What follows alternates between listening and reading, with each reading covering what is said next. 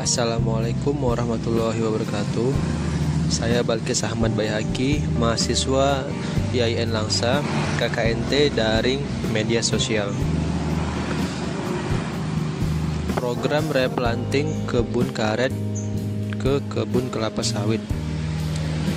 Itu saya ambil dari tema pelestarian lingkungan hidup.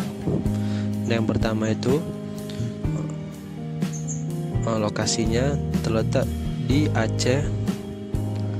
Daerah berjuluk Tanah Rencong ini begitu banyak menyimpan pesona dan keindahan alam yang masih tersembunyi. Salah satu daerah yang masih banyak menyimpan tempat dengan pesona keindahan alamnya ialah Kabupaten Aceh Tamiang. Nah, masuk ke pembahasan, program replanting ini merupakan suatu program dari salah satu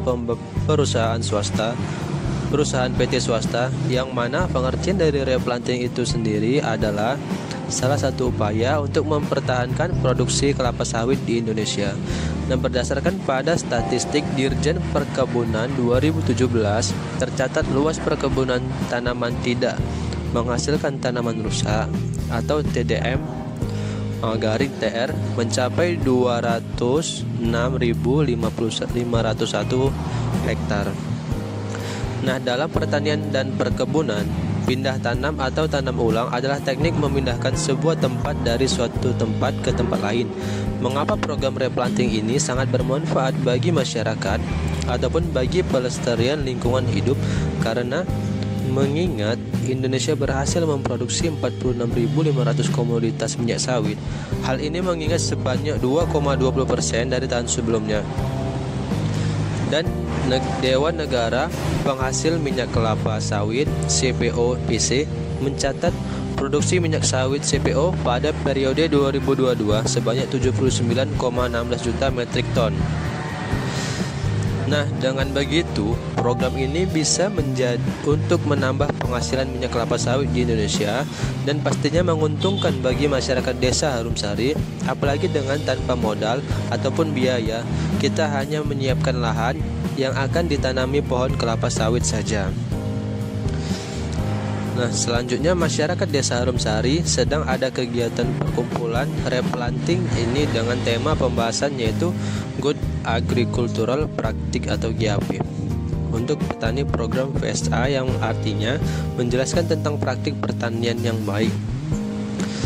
Nah, di perkumpulan tadi yang saya ikuti itu pemateri menyampaikan bagaimana menjadi petani yang unggul, baik dan maju. Yang pertama harus dilakukan jika ingin menjadi petani yang unggul adalah harus tahu dulu apa itu hama dan apa itu penyakit serta cara mengatasi masalah tersebut. Dan kita wajib tahu perbedaan hama dengan penyakit. Kalau berbicara soal hama itu dengan mudah kita lihat dengan mata telanjang. Nah, kalau penyakit itu sangat sulit kita mengidentifikasikan tanpa alat bantu.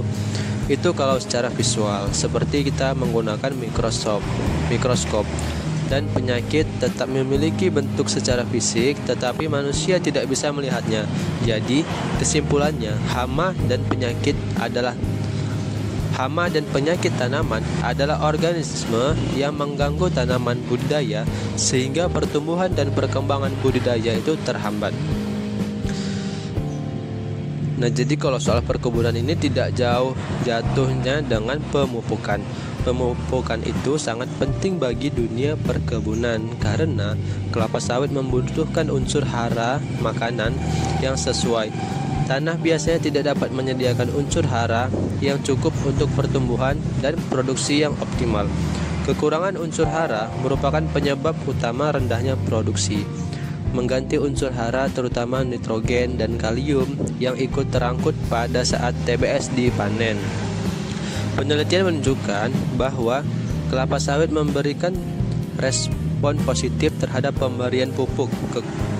Nah, jika kekurangan satu atau lebih unsur hara dapat mempengaruhi pertumbuhan dan produksi. Pertumbuhan yang terhambat dengan ukuran pelepah